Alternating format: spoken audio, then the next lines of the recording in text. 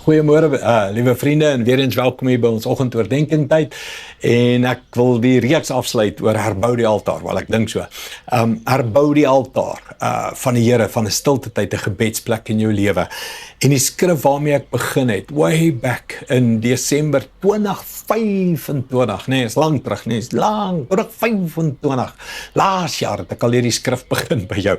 Exodus 20:24, hy sê, die altaar wat julle vir my moet bou, moet met grond gemaak word. Julle moet daarop brandoffers en dankoffers, kleinvee en beeste offer. Bou die altaar op die plekke wat ek vir julle uitwys. Ek sal daarna toe kom en julle daar seën. Kan ek afsluit met 'n seën? As jy die altare elke oggend in jou lewe herbou, elke Sondag na jou altare toe kom, elke dag fokus op Jesus as hy gekruis, as die volmaakte offer op daai altaar. Elke dag, Romeine 12:1, klim jy saam met Jesus op die altaar en jy gee jou lewe as 'n lewendige offer. Sal God uit die hemel uit met vuur antwoord. En dan sal alles verbrand wat verbrand moet word, en die as sal praat van die opgestaande Jesus, wat buite die stad weggegooi is en begrawe is, maar wat uit die dood uit opgestaan het. En die Here sal kom en jou en my daar seën. So mense, ek wil vir jou seën bid vir 2026. Ons gaan Februarie maand in.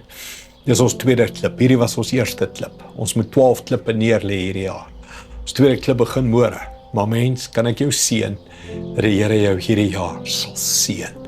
As jy die altaar bou, jou werk doen, daar's 'n storie wat sê, as jy die natural doen, sal God kom met die super, en hy sal jou lewe supernatural maak.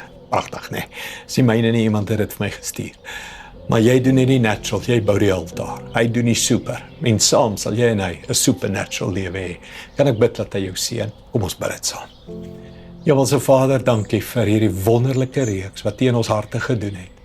Ons kyk uit hoe U ons verder vat, dieper vat. Ons kyk uit hoe die vuur sal aanhou brand. Ons kyk uit hoe ons Jesus beter en beter sal leer ken op die altaar. Ons kyk uit hoe ons die opgestaande Jesus sal leer ken, van aangesig tot aangesig, vir sy koninkryk sal werk. Laat U naam geheilig word, laat U koninkryk kom, laat U wil geskied, Here. Ons gee U 2026, ontmoet ons hier en seën ons oor en oor, Here, sodat ons 'n seën kan wees vir 'n stikkende, gebroke wêreld. Dankie daarvoor, Here, in Jesus naam. Amen. Dankie, liewe vriende, die Here seën jou. Ek sien jou weer in Februarie maand. Als van die beste.